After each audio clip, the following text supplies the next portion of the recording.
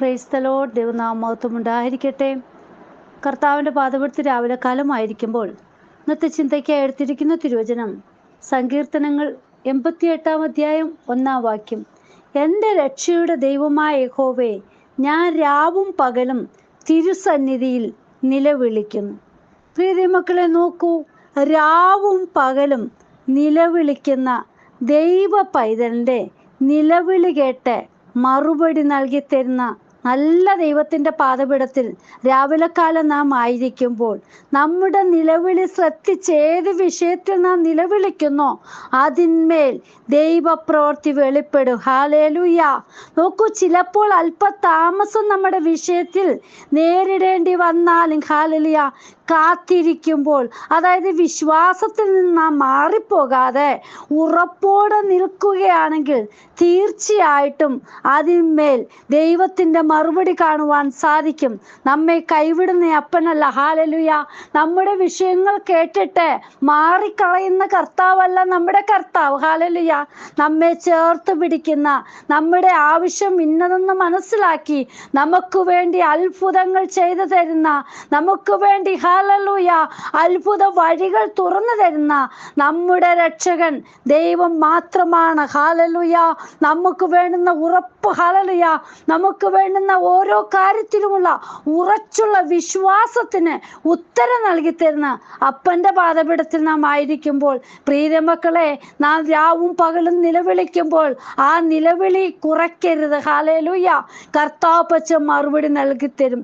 ചില സന്ദർഭങ്ങളിൽ ദൈവം ദുഃഖത്തിൻ്റെയും നിരാശയുടെയും അവസരങ്ങൾ വിശ്വാസികളുടെ ജീവിതത്തിൽ കൊണ്ടുവരും. പക്ഷേ നാം ഹല്ലേലൂയ എത്ര പ്രാർത്ഥിച്ചാലും ദൈവം കേൾക്കുന്നില്ലയോ എന്ന് തോന്നത്തക്കവണ്ണമായി തീരും. എങ്കിലും ഹല്ലേലൂയ നമ്മുടെ പ്രാർത്ഥന കേൾക്കുന്ന അപ്പൻ, മറുപടി നൽകി തരുന്ന അപ്പൻ ഹല്ലേലൂയ നമ്മോട് കൂടെ ഉണ്ട്. നാമാണ് പറയുന്നത്, എൻ്റെ അപ്പൻ പ്രാർത്ഥന കേൾക്കുന്നില്ലയോ, എനിക്കെന്താ മറുപടി നൽകി തരാത്തതെന്നൊക്കെ. ഹല്ലേലൂയ. പക്ഷേ നമ്മുടെ കർത്താപ്പച്ചൻ്റെ മറുപടിക്ക് ഒരു സമയമുണ്ട് പ്രിയ മക്കളെ. അതിനായിട്ട് നാം കാത്തിരിക്കണം. ഹല്ലേലൂയ.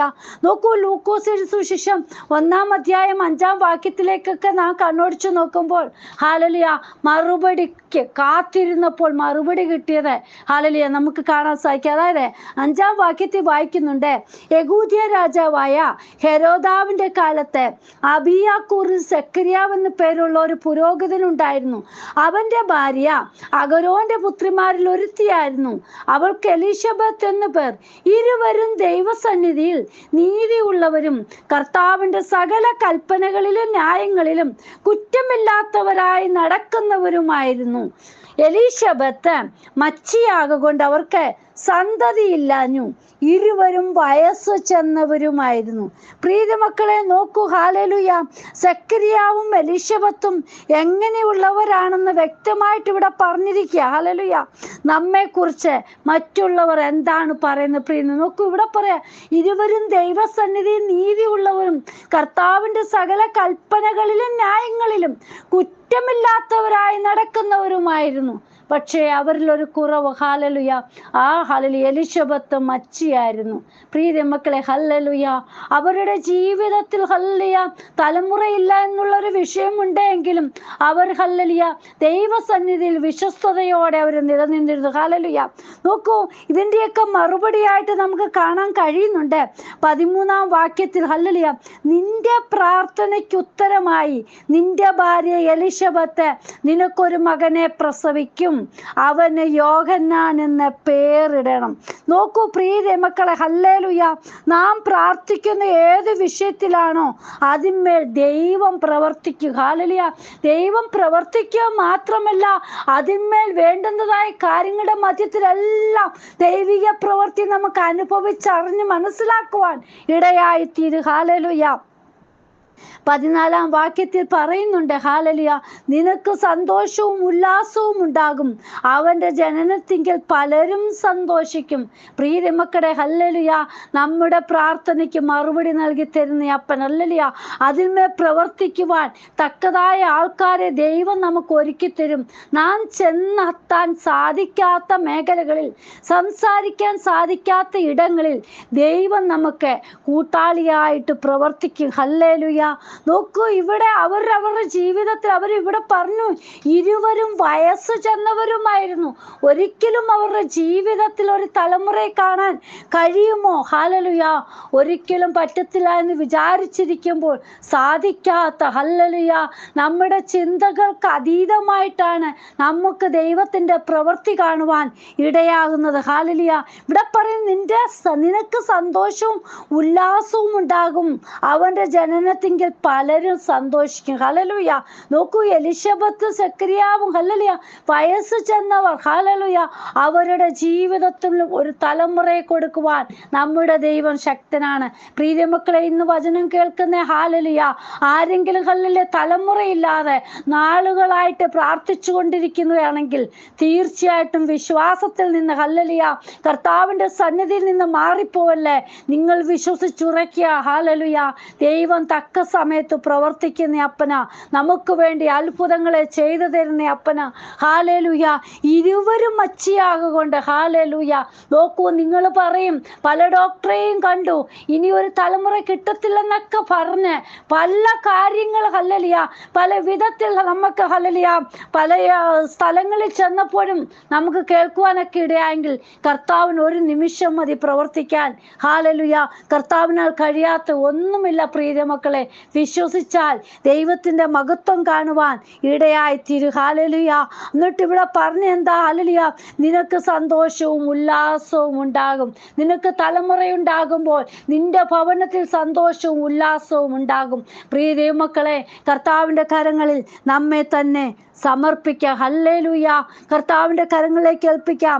17-ാം വാക്യത്തിൽ പറയുന്നു, അവൻ അപ്പന്മാരുടെ ഹൃദയങ്ങളെ മക്കളിലേക്കും വഴങ്ങാത്തവരെ നീതിമാന്മാരുടെ ബോധത്തിലേക്കും തിരിച്ചും കൊണ്ട് ഒരുക്കമുള്ള ഒരു ജനത്തെ കർത്താവിന് വേണ്ടി ഒരുക്കുവാൻ അവന് മുമ്പായി ഏലിയാവിന്റെ ആത്മാവോടും ശക്തിയോടും കൂടെ നടക്കും. ഹല്ലേലൂയ, നാളുകളായിട്ട് കാത്തിരുന്ന് ഹല്ലേലൂയ, ദൈവം പ്രവർത്തിക്കുമ്പോൾ, ഹല്ലേലൂയ, നമ്മൾ വിചാരിക്കുന്ന അപ്പുറമായിട്ട് കർത്താവിന്റെ പ്രവൃത്തി കാണുവാൻ ഇടയായിത്തീരും. ഹല്ലേലൂയ, ഏലിയാവിന്റെ ആത്മാവോട് ശക്തിയോടും കൂടെ നടക്കുന്നു. ഹല്ലേലൂയ, ഇവിടെ പറഞ്ഞ യോഹന്നാൻ എന്ന് പേരിടാണ്. ഹല്ലേലൂയ, പേര് വരെ പറഞ്ഞാണ് പ്രിയ ദൈവമക്കളെ ഇവിടെ പറഞ്ഞു കൊടുക്കുന്നത്. അതായത് യോഹന്നാൻ എന്ന പേരിന്റെ അർത്ഥം തന്നെ ദൈവത്തിന്റെ ദാനം എന്നാണ്. ഹല്ലേലൂയ, കർത്താപ്പച്ചൻ അതുപോലെയാണ്. ഹല്ലേലൂയ, പേരിനനുസരിച്ച്, ഹല്ലേലൂയ, അർത്ഥത്തിനനുസരിച്ച്, ഹല്ലേലൂയ, ജീവിതം മാറ്റിമറിക്കുന്ന അപ്പൻ. ഹല്ലേലൂയ,